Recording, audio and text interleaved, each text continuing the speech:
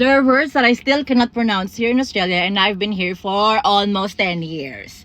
And you would think, you've been in Australia for almost 10 years. How come you don't have an Australian accent? Why can't you still pronounce things right? Because I cannot, Karen. I cannot.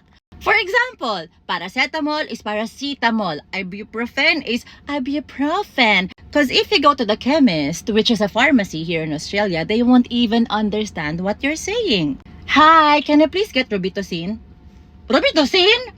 We don't have that. No. Robitussin. Oh, you mean Robitussin. Robitussin. Since when? Why do you call a clinic a surgery? I don't have an operation. And also, the operating room, it's a theater.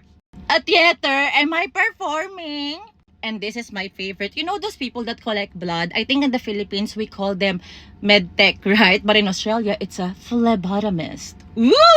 It sounds fancy. A phlebotomist. Don't be confused.